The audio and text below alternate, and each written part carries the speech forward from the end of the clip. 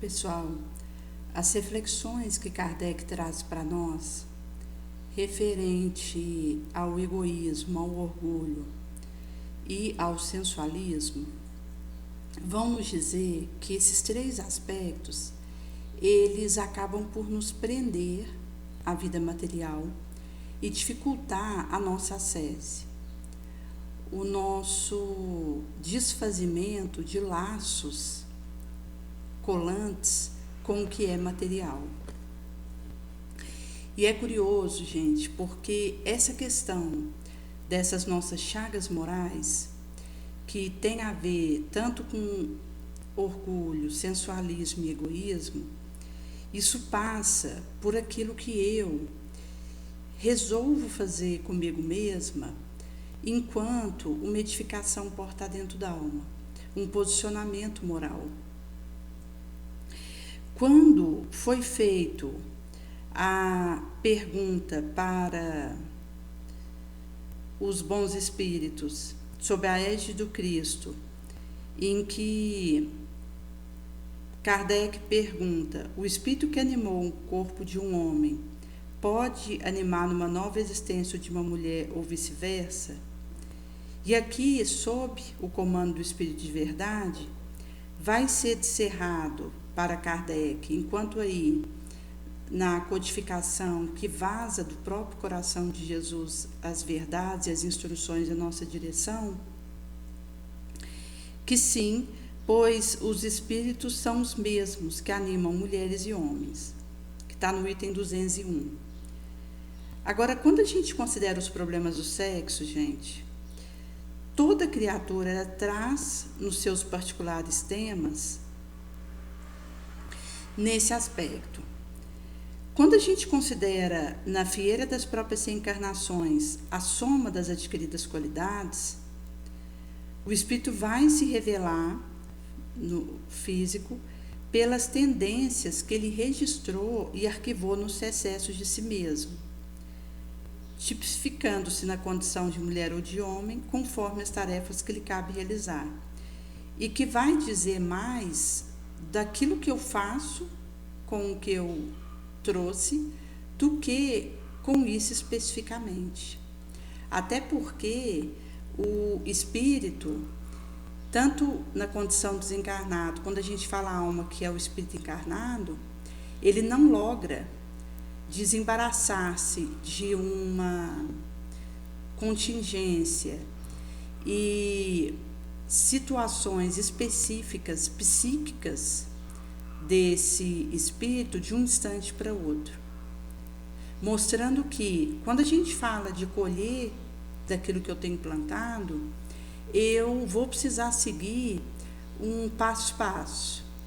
Eu não lograrei desvencilhar das minhas considerações e imposições enquanto aquilo que eu teci pelas minhas escolhas, mesmo que elas sejam sombrias, de um instante para o outro. É necessário que eu vá dando um passo após o outro nessa proposta bendita, e nesse sentido que a fidelidade ao propósito de Jesus será o nosso areal. Nesse sentido, gente, que a individualidade, independentemente dos morfológicos sinais, encerra em si uma problemática extensa, em se tratando de inclinações de caráter múltiplo e vinculações. Porque eu posso ter várias inclinações que apresentam diferentes matizes e, ao mesmo tempo, vinculações variadas com aquilo que eu construí até aqui. E é curioso, gente, porque nós costumamos projetar no outro aquilo que nós entregamos, muitas vezes.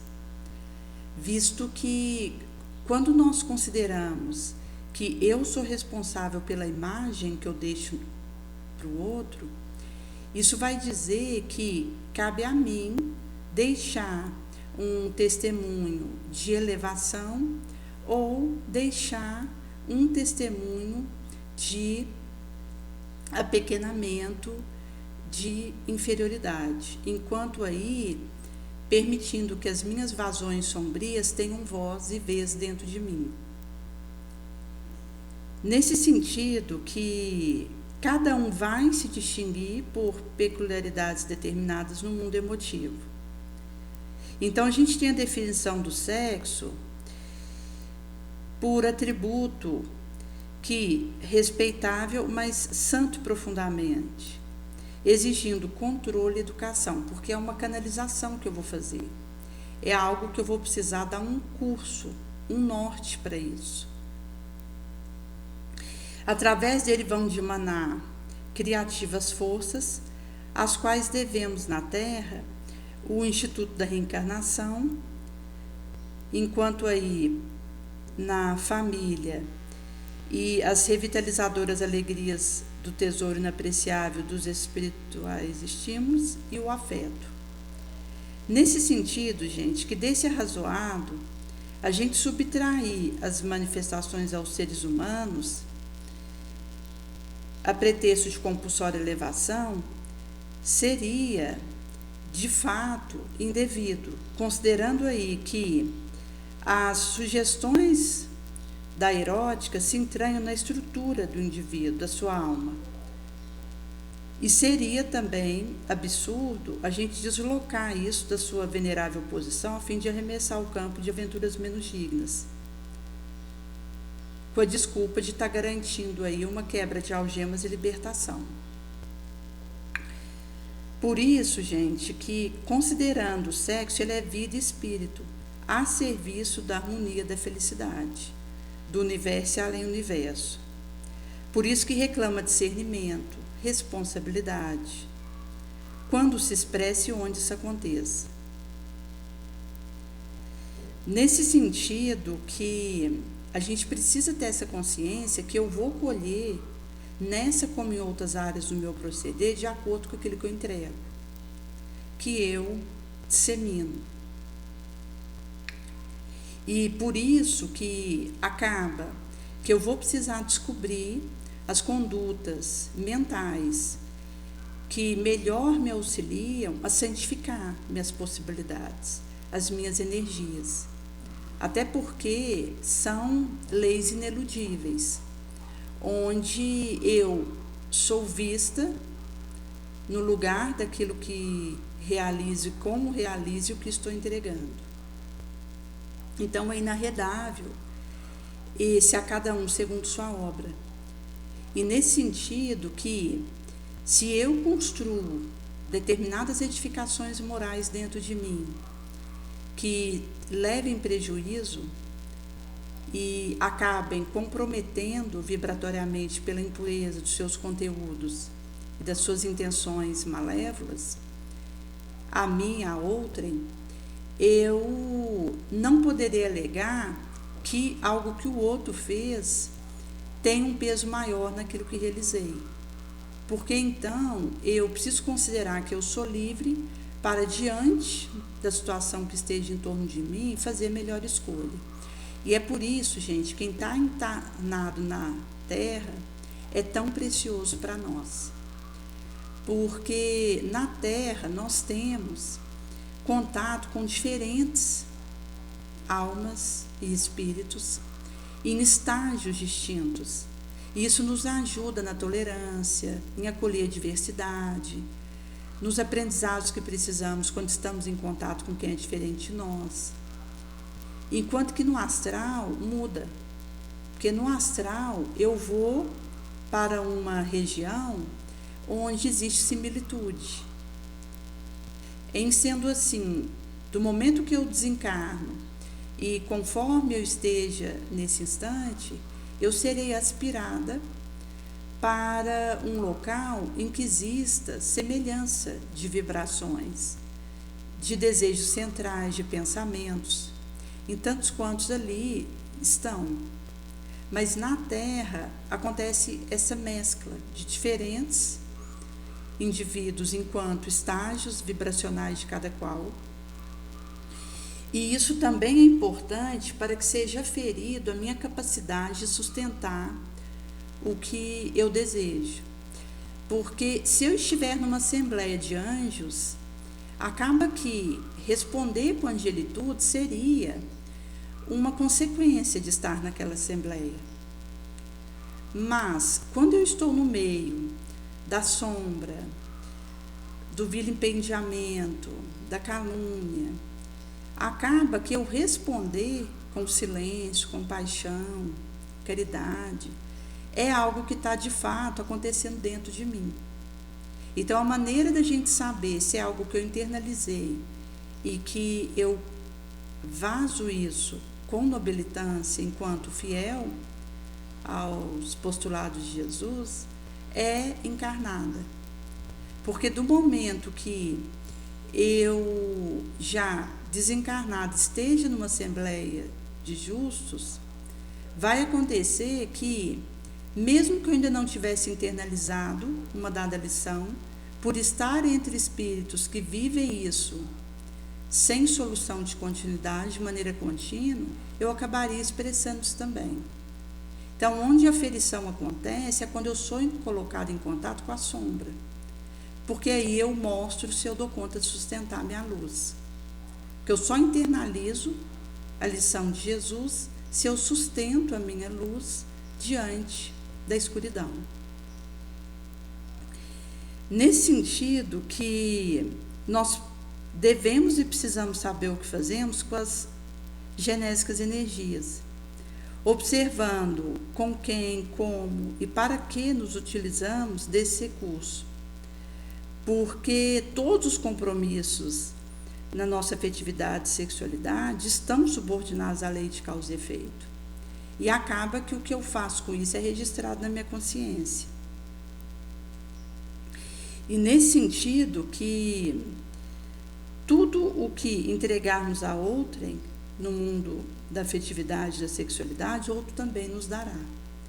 Porque a vida, ela não se comove, não se apieda, não dá, não empresta, ela nos devolve apenas aquilo que nós entregamos para ela. É um espelho que reflete aquilo que a nossa atitude mental já amealhou em termos de reflexos internos e que inclusive, gente, está na base das sintonias que acontecem conosco. Por isso que é algo que nós precisamos fazer essa taliação, dessa moralização portada dentro da alma, dessa elevação. Consono é trago para nós em Vida e Sexo, onde são feitas essas reflexões e nos sínteses doutrinárias. Nesse sentido que a gente colhe o que semeia e acha o que procura, como Jesus nos aclara. E nesse sentido, gente, que mesmo a gente percebendo que temos a liberdade para lançar a semente que desejarmos, seremos responsabilizados por isso, na lei dos dois mundos.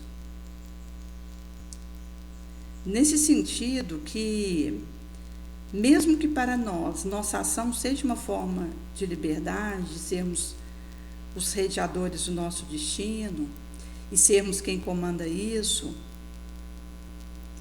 vai acontecer que nós fatalmente estamos submetidos ao resultado daquilo que fazemos, à frutificação que realizamos. Então, nós percebemos aí que, atualmente, a sensualidade, ela adentra nossa casa, seja pela mídia tradicional, internet, em públicos lugares. Agora, o caráter de cada qual é portado dentro da alma. Cabe ao espírita buscar equilíbrio de suas fraquezas morais, autocontrole, não procurando esse tipo de conteúdo visual ou impresso e fazendo educação, o domando dos seus pensamentos. Visto que o pensamento é essa onda eletromagnética com velocidade acima da luz, e quando a gente pensa, a gente emana para o ambiente fluidos, que são codificados com as nossas particularidades, com aquilo que desejamos, nossas intenções.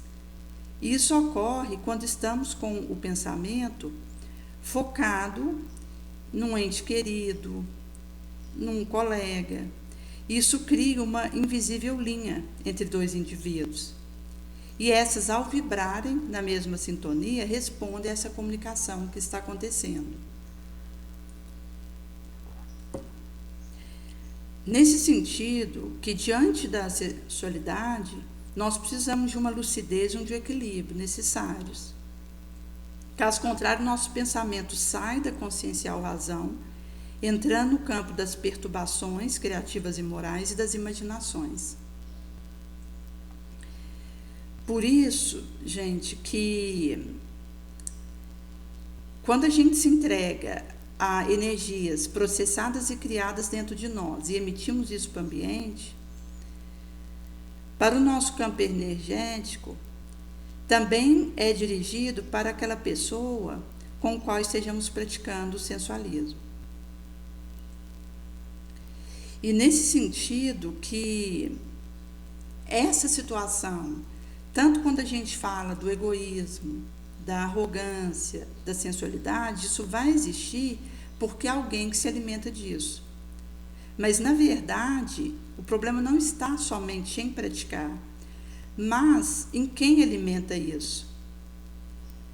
Porque se o indivíduo ele está numa rua e vê alguém com um traje ousado ou curto, pode assomar a sua ideia, culpar esse outro. Mas o equilíbrio e o autocontrole inicia-se dentro do indivíduo. Então, eu não posso imputar a outrem aquilo que, na verdade, cabe a mim, enquanto comandos internos e saudáveis que eu preciso realizar. Porque aqui, gente, seja em que área for, nós estamos num orbe como a Terra para sustentarmos nossa luz em meio à escuridão. Então, nós somos defrontados, inclusive com situações de vibrações indignas na nossa direção, de vitupérios que se derramam sobre nós, como Jesus vai dizer que somos o ódio de todos os povos, enquanto aí aquilo que recai sobre aquele que segue Jesus. Jesus que não deixou uma religião. O que ele deixou para nós foi a caridade. Nesse sentido que, exatamente por ele não ter falado que estaria apenas numa dada religião, é que ele permitiu que estivessem várias casas religiosas dentro do cristianismo, porque ele não está preso a uma determinada denominação de fé. Daí que se alguém fala que Jesus está com ele, não está com o outro, ele está cometendo um erro por estar indo contra aquilo que Jesus deixou. Nesse sentido que, até mesmo quando a gente considera um ateu, se Jesus disse que é na caridade que está o único caminho que ele nos deixou, significa que ir após ele, ser fiel a ele, é amar como ele nos ama. Então isso mostra que mesmo um ateu que não tem uma denominação religiosa pode estar sendo leal ao mestre. Nesse sentido, gente, a nossa boca vai falar daquilo que desejamos falar e os nossos olhos vão ver aquilo que queremos ver. A todo momento estamos fazendo escolhas dos quais seremos responsáveis. E daí eu não poderei delegar a responsabilidade a outrem disso. O que eu tiver semeado é o que eu vou colher.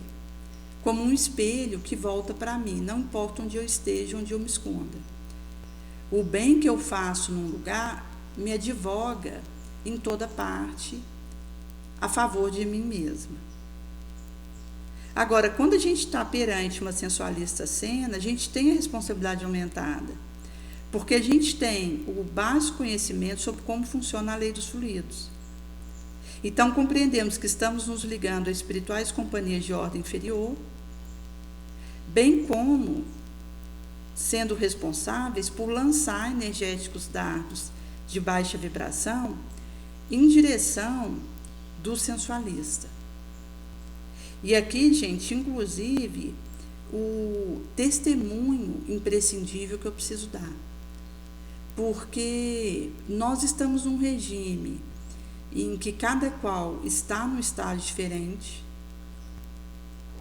onde nós precisamos acolher e sermos compassivos.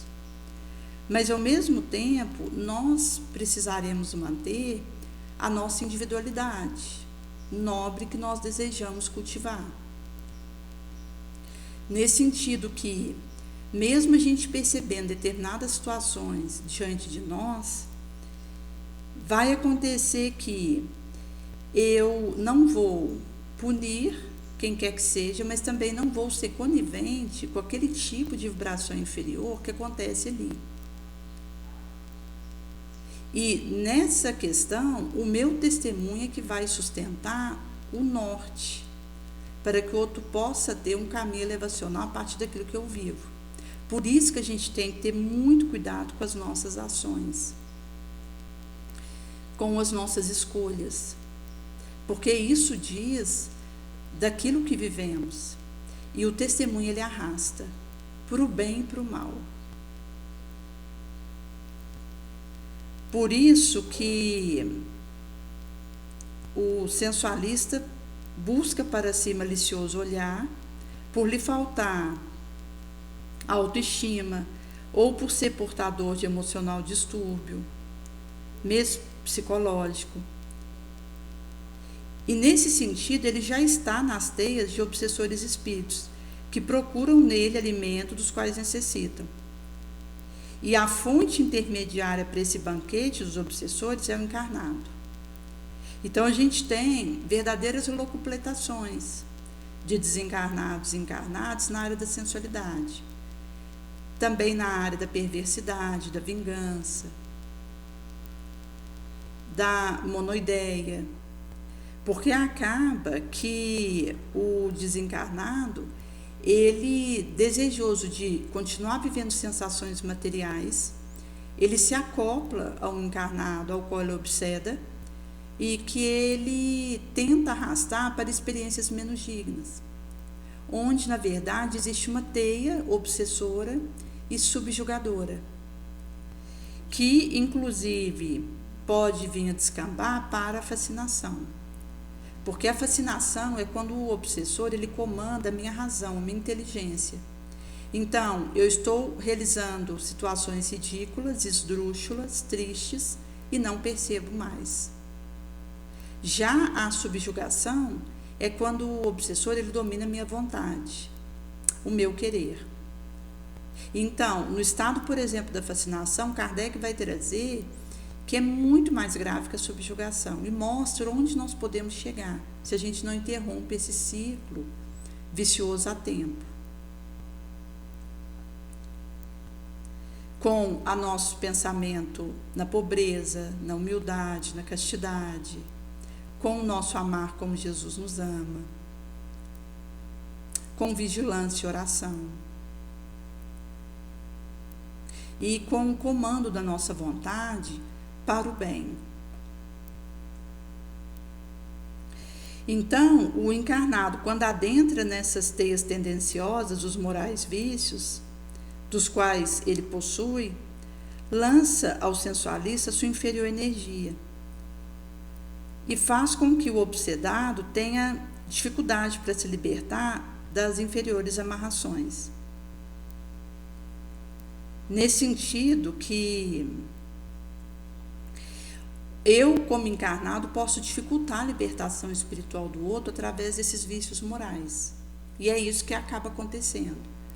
Quando eu estou imersa nesse estado de coisa, como há um relato na coleção A Vida no Mundo Espiritual, de 2 médiuns que estavam encarnados e nos dobramentos do sono seriam levados para uma palestra instrutiva, e quando dava a hora dessa palestra iniciar, foi dada a falta deles e foi pedido pelo maior para que 2 trabalhadores ali daquele areal, no astral, fosse até a casa de cada qual para trazê-los, via desdobramento do sono, para a palestra que estava para iniciar.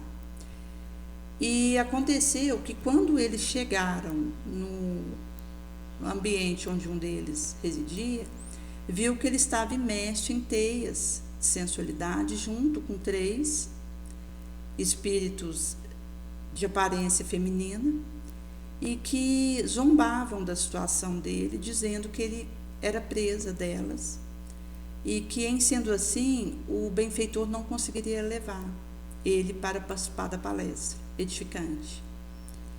E quando ele vem a se dar conta da situação em que ele estava, ele se envergonha, se entristece e acaba que não pôde participar daquela preleção bendita no astral naquela noite. E quando eles vão para a casa do outro, percebe que ele estava tendo pesadelos, porque na vigília ele começou a caluniar um espírito desencarnado, com o qual ele tinha tido uma dificuldade de relacionamento antes, e esse espírito desencarnado, ouvindo o que ele estava falando na sua direção injuriosamente, aproveitou o desdobramento do sono dele para se vingar. Então manteve preso naquelas teias dos pesadelos, do qual ele não conseguiu lograr sair, porque ele houvera tecido isso na sua vigília. Por isso que, quando a gente considera alguém que alimenta esse tipo de situação de vícios morais, com malicioso gracejo, sensual toque, ou buscando mentalmente a sexual consumação, se torna passivo de espírito que o alimentam a recorrência dessas tendências mesmas. Por isso que a questão não é de fazermos uma discriminação de quem quer que seja, mas alertarmos para nós, enquanto espíritos de um estágio da Terra, de prova e de expiação, as energias com as quais nós estamos a braços, de riscos, tentações, provocações e das quedas conscienciais que isso significa, porque do momento em que eu me torno instrumento para a queda moral do outro, eu caio antes e sou a primeira a ser prejudicada. Então, essas energias contaminatórias me infiltram e me comprometem moralmente. E acaba, gente, que quando a gente fala daquilo que nós semeamos, nós vamos ter que colher o resultado daquilo e consertar o que fizemos. Então, alguém que eu tenha menoscabado com as minhas energias, ou levado a uma delinquência, a um suicídio, a uma loucura, esse alguém vai voltar próximo de mim, numa próxima encarnação, e eu vou precisar consertar no outro o que eu destruí, o que eu delinquenciei. Nesse sentido que a questão daquele que deseja se mostrar a outrem, ou aquele que deseja cultuar a humana beleza, ou que busca nesse quesito tomar para si sexualmente outrem, são situações de alerta vermelho, porque pede uma resposta de vigilância intensificada e prevenção fortalecida, para que não aliciemos os defeitos morais de outrem. Porque aquilo que eu alicio moralmente inferior em alguém, eu me torno realmente copartícipe disso. Isso é registrado pela minha consciência e eu vou me tornar ré perante a lei de causa e efeito, enquanto aí devedora. E aí isso vai me acompanhar até que eu recoloque nos trilhos essa situação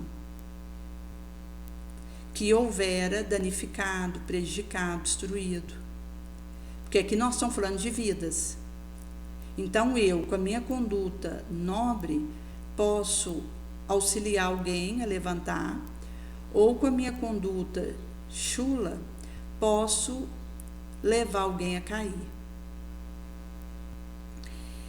Nesse sentido que vai nos dizer que a questão do plano espiritual é conscientizar os espíritas para que aprendamos a viver a nossa liberdade buscando a moral, a elevação e também espiritual. Para que evitemos ser libertinos e fluídicos carrascos daqueles que não possuem o mesmo conhecimento que nós.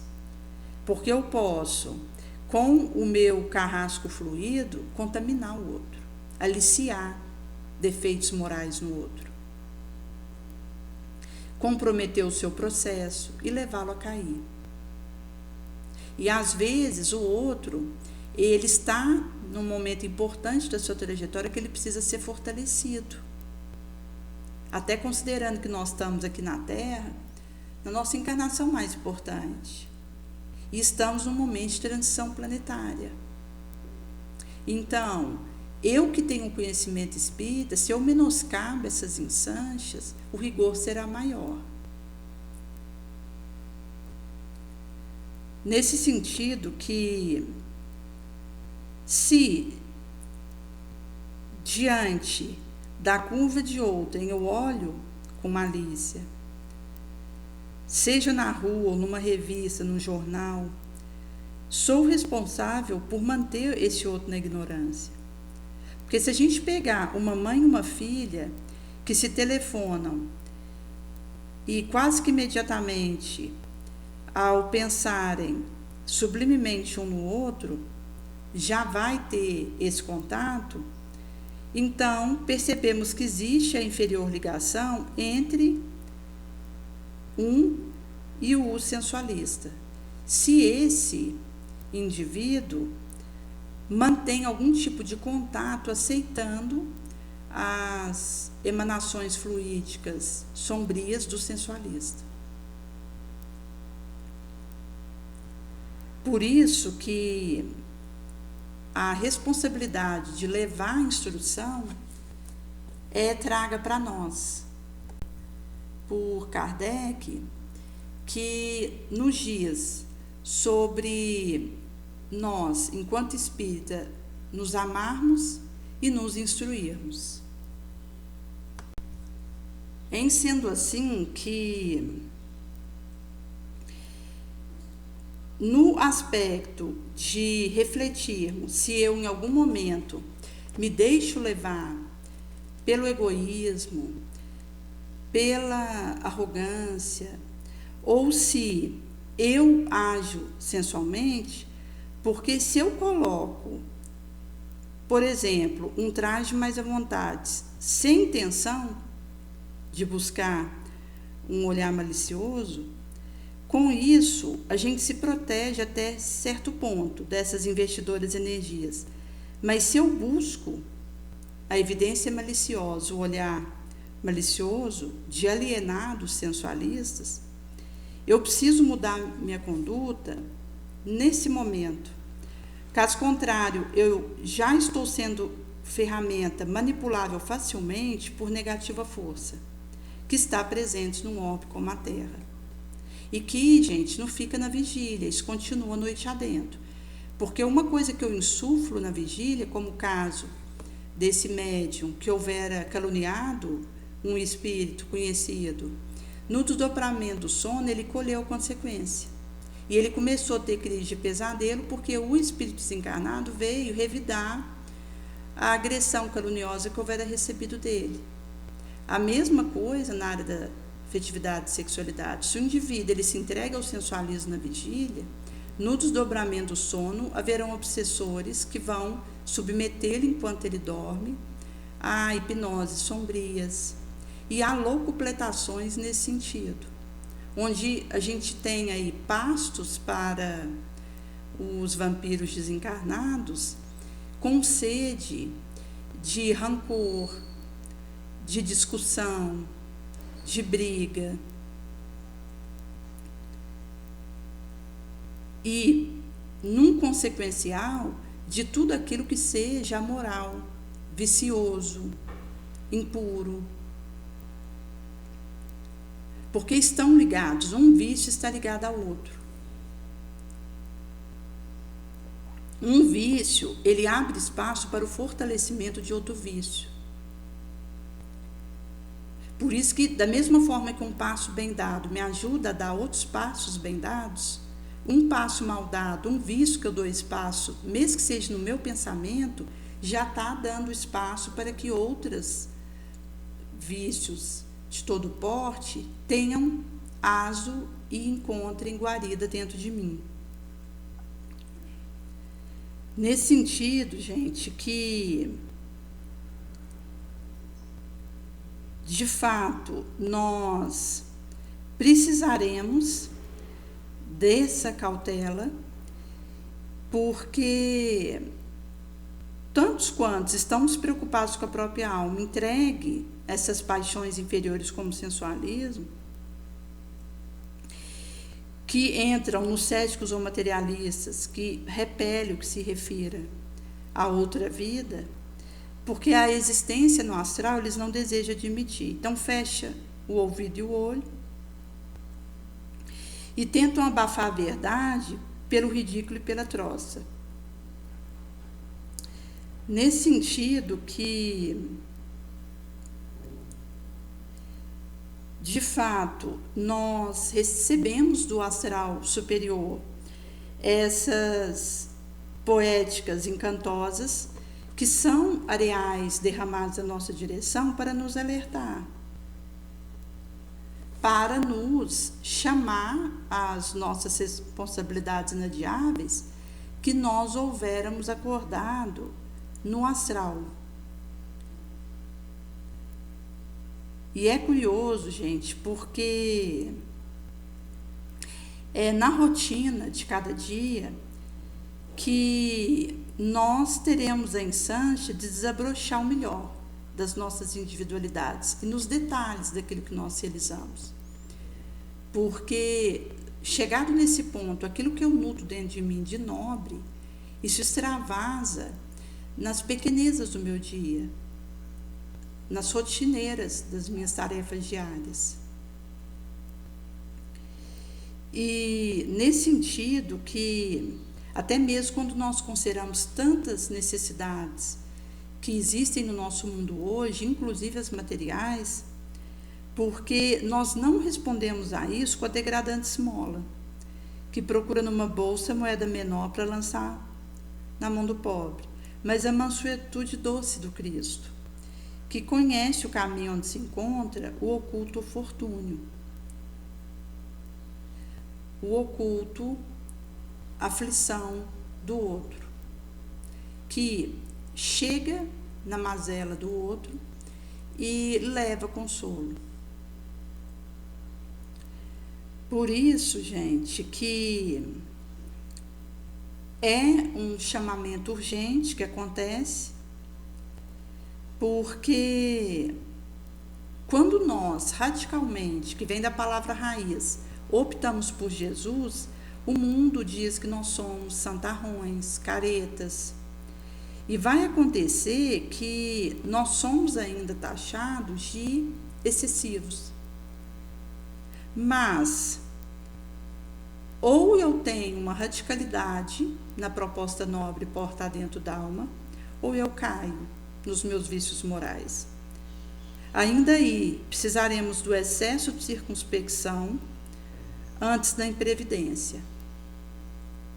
Mas mesmo com esse bom senso funcionando, eu preciso ir para o tudo ou nada na minha proposta, porque se eu fico na mornidão, eu sou vomitada.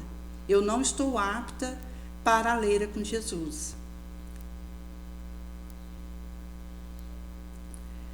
Por isso, gente, que inclusive quando nós comentamos a questão do pedido de Jesus, de nós darmos de graça o que de graça recebemos e distribuirmos a instrução e a caridade sem pedir nada em troca, nem mesmo compromisso a alguém com que eu realizo, porque acontece, gente, que quando eu me disponho a fazer um dado trabalho no bem, eu vou ser aquela que vai e realiza aquele trabalho. Se eu fico cobrando de alguém se comprometer com aquilo que eu faço ou me ajudar nesse cereal, eu já estou desviando. Porque, inclusive, Jesus vai trazer para nós em Mateus, no capítulo 10, essa questão da nossa trajetória aqui. Enquanto eu pegar aquilo que Ele me deu gratuitamente, misericordiosamente, por saber que eu preciso desses ferramentais para conseguir produzir frutos bons, então Jesus ele me emprestou a título precário essas benesses, e vai acontecer, gente, que Ele nos pede para não fazer pagar por aquilo que eu não paguei. Ao contrário, aquele que desperta para isso, ele paga para que a obra do bem aconteça. Mas mesmo que a obra do bem que ele realize vala muito dinheiro, ele não recebe qualquer centavo disso, porque ele doa o resultado que ele faz. E aqui nós estamos partindo da premissa, gente, de uma doação já na raiz daquilo que estamos realizando. Por isso que aqueles que estavam ali com Jesus e considerando cada qual de nós, seus discípulos, o qual desejamos ser, porque até mesmo a capacitação para trabalharmos na obra de Jesus pro humano é dele, apesar da nossa insuficiência e miséria, vai acontecer que recebemos gratuitamente, seja faculdade de expulsar demônio, curar doente, enquanto ali para aqueles que Jesus falava. E aqui a gente traz o termo demônios como os espíritos maus. Eles receberam gratuitamente esse dom de Deus para aliviar aqueles que sofriam, para ajudar a propagar a fé.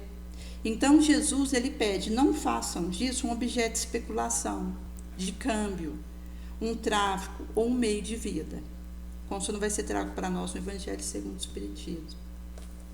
Que tem um capítulo que vai falar disso. O 24. Nesse sentido, gente, que nesse capítulo do Evangelho segundo o Espiritismo, vai ser colocado para nós que, no caso o capítulo 26, especificamente, que tal dai gratuitamente o que recebes gratuitamente. E daí, gente, isso vai descerrar para nós que quando eu me proponho a essa benditude, eu estou desejando entregar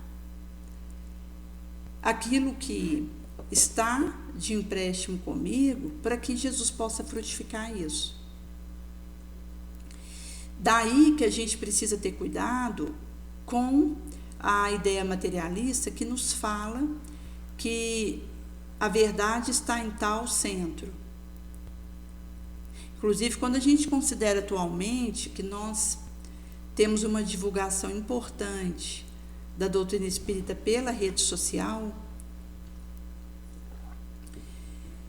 às vezes o indivíduo ele pode ter algum receio de ir até um centro espírita num primeiro momento, mas ele pode, pela rede social, ter contato com as orações espíritas, com as pregações.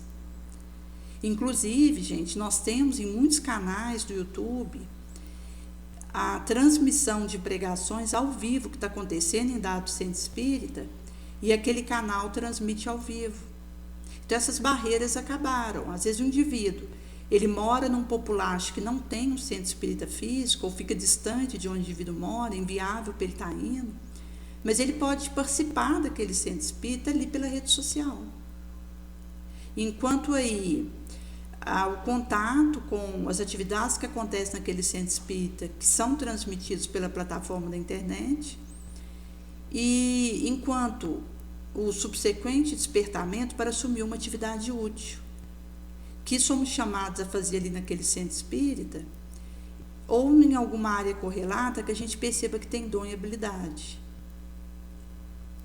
Porque nesse sentido que é importante a nossa vinculação no centro espírita, até mesmo para oferecermos o nosso trabalho, doarmos de nós, mas nós não estamos circunscrevidos à instituição física. Porque em época de rede social, nós temos contato com diferentes centros espíritas em tempo real. Isso também vai nos despertando para a necessidade de ser útil, porque às vezes o indivíduo, ele tem facilidade de costurar, e ele deseja, para ajudar alguém, fazer enxoval, que ele doa. Inclusive a gente tem centros espíritas que doam enxovais, que são fabricados ali por integrantes mesmo, costureiras, e que as mães que estão esperando bebês vão ali e pegam. Às vezes o indivíduo, ele percebe que tem uma facilidade com criança, na parte de ensino, de interação. Então, ele deseja fazer um trabalho instrutivo de evangelização de criança, naquele centro espírita. Às vezes o indivíduo, ele tem facilidade com animais, cachorro, gato. Então, ele pode assumir uma voluntariedade uma vez por semana numa ONG para animais, em que ele ajuda. Então, isso vai ter a ver com a habilidade que eu trago. Por isso que eu preciso me conhecer e compreender meus pontos fortes, os talentos que eu trago, os recursos que me distinguem. Porque quando a gente fala de talento, nós estamos falando de algo que Jesus me chama a empregar na leira do bem comum, que tem a ver, inclusive, com o propósito de vida do indivíduo. Porque se eu fico fechado em mim mesmo, no meu egoísmo, vai acabar que a minha vida vai passar, eu vou chegar nos 80 anos e não vou saber meu propósito de vida, porque eu estou preocupada com o meu umbigo. Mas se eu saio de mim, desejo ser útil, colocar a serviço dos outros o meu talento, a minha habilidade, eu vou fazendo um amadurecimento do meu propósito de vida. E é curioso, gente, porque a gente vai conseguindo perceber a partir daí o que mais nos ajuda a viver esse propósito de vida. O que mais nos prejudica a viver esse propósito de vida. Então a gente vai também conseguindo perceber aquilo que vem somar para nós naquela proposta que ora nos empenhamos. E isso vai significar uma escolha melhor das ferramentas que nós vamos usar para fazermos acontecer o nosso propósito de vida. Porque uma música, ela pode ser bela, tocante, mas se ela fica na leira da pauta, ela não saiu do papel e não começou a ser tocada. Porque eu posso ter uma música excelente, se ela está comigo, guardada no meu caderno, isso não está beneficiando outrem. Então, eu sou chamada a pegar essa música e fazer a orquestração dela e colocar ela audível e distribuir isso. Nesse sentido que nós temos aí a objetivância do propósito da nossa reencarnação, o que mais nos ajudaria a realizar isso, o que mais nos enfraquece nesse trabalho. Porque a partir do momento que eu percebo a atividade que mais me ajuda a atender meu propósito de vida, eu vou conseguindo perceber tanto o que mais me enfraquece nessa atividade, quanto o que mais me nutre. Por isso, gente, que nunca é tarde para a gente curar a nossa consciência ferida e levantar o coração. Fazendo aí esse abarcamento e ampliação da nossa percepção, da nossa atual encarnação. Nesse sentido que nós estamos aqui não apenas para estudar o Espiritismo, mas para praticar ele, onde quer que sejamos chamados a estar. E isso, por sua vez, vai me ajudando a vencer a minha mazela moral. Como exemplo de uma senhora que tinha vindo do astral com um acordo que foi feito lá para ela edificar um orfanato aqui. E tudo planejado, enquanto o planeamento que foi feito, ela reencarna e na idade apropriada vaza a intuição nela de que ela deveria iniciar a edificação desse orfanato, e quando está ligado ao nosso propósito de vida, o caminho abre. Então ela acabou conseguindo fazer a angariação de recursos e construiu esse edifício de pedra para atender crianças abandonadas. Quando a edificação ficou pronta, ela, antes de começar a receber as crianças, achou por bem fazer uma nova pintura nas paredes. Pediu mais recursos, recebeu, fez a nova demão de tinta. Passou mais um tempo, depois que ficou pronta essa demão segunda, ela achou que precisava fazer uma reforma nos móveis que estavam ali naquele orfanato. Então ela pede mais recursos, recebe, vai fazendo a modificação daqueles móveis que estavam ali. Quando ela termina de fazer isso, ela achou que a tubulação encanatória do edifício estava fragilizada, que ela precisava refazer a tubulação. Então ela pede mais recursos, consegue, vai fazer essa reforma da tubulação, e com isso o tempo passa. Então, numa dada reunião mediúnica, o benfeitor vem avisar para ela que das crianças com as quais ela tinha se comprometido a acolher nesse orfanato, 10 já estava atrás das grades, 20 já estava entregue à drogadição, na delinquência da rua, 15 estava em situação de vulnerabilidade social dentro do próprio lar. Então ela percebeu que a música dela estava no papel ainda, mesmo ela já tendo edificado aquele edifício de pedra e estando pronto para poder acolher aquelas crianças, ainda não tinha saído o papel do rascunho, a proposta dela, e que tinha a ver com a destinação da encarnação dela, mostrando para nós que é um risco que nós corremos. Porque se eu fico só arquitetando algo de bom que eu posso fazer usando o meu talento, o tempo vai passando. E nós, na verdade, precisamos correr atrás do tempo, porque o tempo é veloz, e quando soar o nosso momento de sair daqui, não seremos avisados. Isso poderá se dar, por exemplo, tanto por uma doença que já estaria ligada ao momento que nós desencarnássemos enquanto o motivo da nossa desencarnação, ou pode ser também, gente, pela questão do tempo que eu preciso desencarnar. Então, às vezes, nós temos relatos de uma família vinha falecer num mesmo acidente, como aconteceu com os nossos pais, os 2 filhos do meu irmão com a esposa dele, um de 5 e outro de 11, que estavam no mesmo carro, em 23 de novembro de 2007. Eles estavam indo para Belo Horizonte, e ali no meio da trajetória, na rua, o carro é feito uma tentativa de ultrapassagem. Quando esse carro vai voltar, a roda traseira ela trava e o carro é encontrado por um bitrem na contramão. E o carro, para poder fazer essa ultrapassagem, enquanto uma tentativa, ele saiu de trás de um bitrem. E ao ir para a mão oposta, viu que vinha um outro bitrem, fez a frenagem para poder recuar para a sua mão de origem e a roda traseira trava.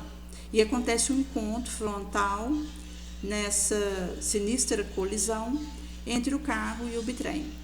O casal que estava no bitrem teve alguns arranhões. Agora, os 5 que estavam no carro vieram a falecer na hora.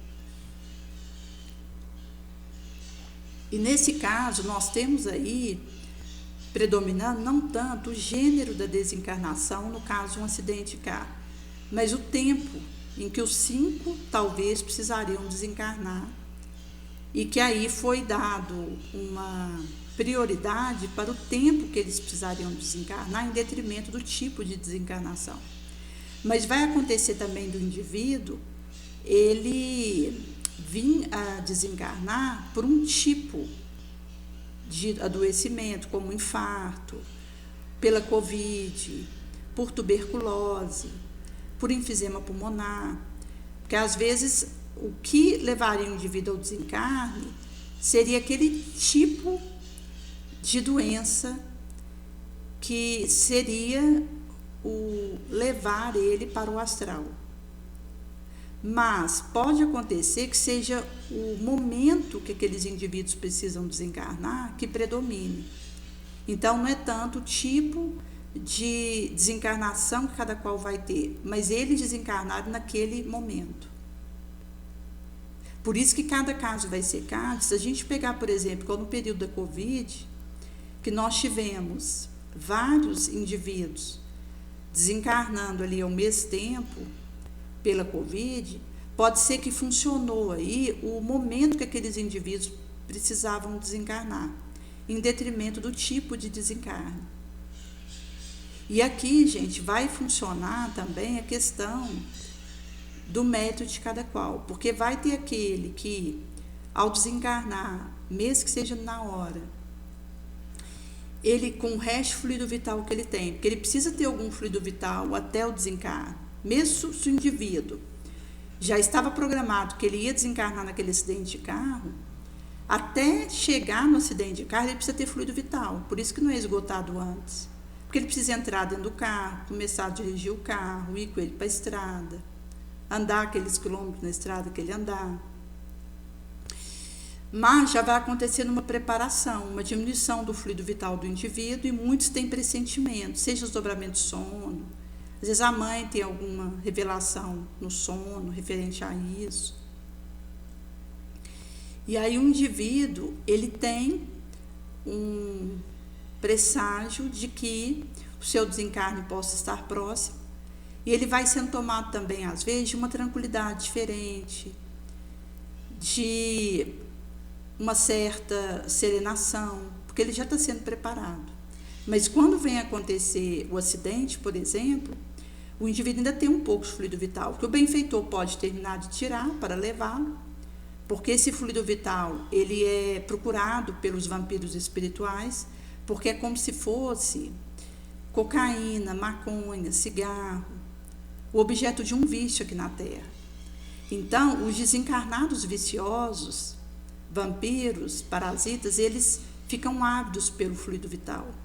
Então, quando alguém desencarna e não tem mérito suficiente para ser esvaziado o seu fluido vital, o espírito levado para o astral, pelo benfeitor, ele pode ficar entregue na mão do desencarnado obsessor, que suga o fluido vital que ele ainda tem. Nesse sentido que o indivíduo, mesmo desencarnando no momento certo, pode permanecer com o fluido vital por mais um tempo e ser assediado por obsessores para sugar, aspirar o seu fluido vital, que inclusive ajuda esses obsessores a voltar a ter as sensações da Terra, onde o indivíduo ele tem o seu vício atendido. É como se o desencarnado tivesse alguma abstinência, porque não tem mais o corpo material, e o fluido vital que ele aspira de alguém que desencarna, ainda tem esse fluido vital, leva ele a ter sensações novamente na área do vício que ele tem. Mas aquele que desencarna, tendo mérito para isso, o benfeitor esgota então os seus fluidos vitais e leva ele para o astral. Com o benfeitor, ao invés de deixar ele no astral, entrega aos obsessores. Pode acontecer também do indivíduo ele ter tido uma vida de suicídio indireto ou meio direto, e nesse caso ele pode ficar com o fluido vital ainda por um tempo, que o benfeitor permite para funcionar à guisa de prevenção de uma próxima tentativa contra a sua vida, porque se ele fica com aquele fluido vital ainda por um tempo, considerando aí que ele viveria mais 5 anos na Terra, se ele não tivesse auto-exterminado, pode acontecer que quando ele venha desencarnar, ele ainda está cheio de fluido vital, porque ele antecipou a hora. O benfeitor permite que ele ainda fique com esse fluido vital por esses 5 anos, que é o tempo que faltava para ele desencarnar naturalmente, enquanto o período que tinha sido acordado, para que em meio a esse fluido vital, que são sensações lancinantes para ele, inclusive porque existem conexões obsessoras, mesmo a gente considerando que existe o Vale dos Suicidas, que é a parte no astral, conduzido por Maria, mas vai acontecer que esse suicida, ele tendo essas experiências lancinantes, isso vai funcionar como uma memória de precaução para ele, porque quando ele vier encarnar novamente, ele vai ter o pressentimento do sofrimento que ele passou por ter suicidado. Isso vai impedir que ele tente algo contra si. Enquanto, pelo menos, adiar ele tentar alguma coisa. Naturalmente que ele pode sucumbir de novo, mas a experiência que ele teve sofrendo no astral, com fluido vital, por ter suicidado numa existência anterior, funciona como um alerta, um aviso para que ele não faça isso novamente. No astral, nós temos gradações de situações que ocorrem, considerando o astral inferior, e Maria, ela cuida ali dos espíritos suicidas. Inclusive a gente tem o relato Memórias de Suicida, em que Ivone vai trazer a narrativa de Camilo, pela sua psicografia, que tem a colônia espiritual Maria de Nazaré, que recebe espíritos suicidas, que podem ter chegado ali vindo do Vale dos Suicidas, ou mesmo numa outra situação, mas que sejam espíritos suicidas, para receber o tratamento. Porque acaba que um espírito suicida, considerando que o fluido vital dele esgotou, que ele foi recambiado para uma colônia Maria de Nazaré, ele vai precisar de uma nova experiência na carne para, sob a martelada da tentação difícil de um novo suicídio, ele resista. Muitas vezes trazendo as anomalias e os transtornos do ato que ele houvera tido. Nesse sentido que cada caso vai ser caso, e aqui entra o aspecto das variações do desencarne do indivíduo sobre ficar com o fluido vital mais um tempo, ter ele retirado na hora, ou mesmo que não seja um suicida, mas alguém que se entregou à perversidade de todo porte, ainda ficar entregue aí com seus fluidos vitais, porque acaba que ele vai para uma região do astral de locupletação sintônica, e nesse sentido ele pode encontrar espíritos mais perversos que ele. Então, nós teremos aí essas variações que vão dizer daquilo que eu semeio enquanto eu estou encarnada, eu vou encontrar o resultado aqui mesmo ou no astral. Porque é ineludível. Por isso que ficará claro para nós acerca da nossa atitude mental. O quanto eu preciso ajudar a minha mente. Porque estamos aqui nesse regime de aferição, temos um programa precioso para cumprir, seja palestra educativa, alfabetização, edificante de leitura, divulgação de página instrutiva consoladora, contagiante exemplo na prática da simples bondade, exercício de meditação. A nossa tarefa primordial de despertar íntimo valor. Nesse sentido que preciso auxiliar o outro a produzir o quanto possa, dando o seu melhor ao comum progresso, no plano da atividade ideal em que ele se encontra.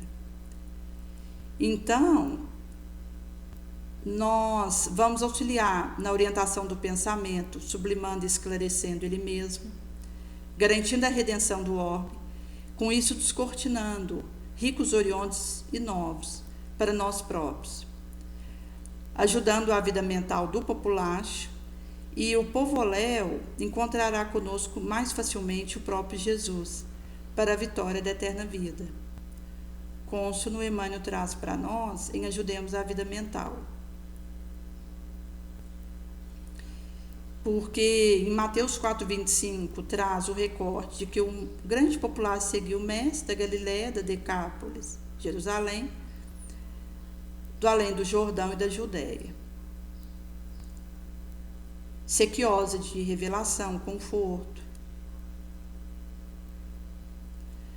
E nesse sentido que toda colaboração que eu possa prestar ao povoléu é abençoada na minha condição de aprendiz. As duas colunas mestras são cooperação e bondade, boa vontade, no edifício da humana fraternidade, auxiliando para que outros aprendam a pensar na extensão do bem. Com isso a gente colabora nessa aptação para efetivar a sintonia da terrestre mente com a divina mente. Porque Jesus é o nosso modelo e o nosso guia. Então, se eu levar algo de mim, vai ser sombra. Mas se eu busco levar Jesus, dele promanará o consolo que o outro necessita.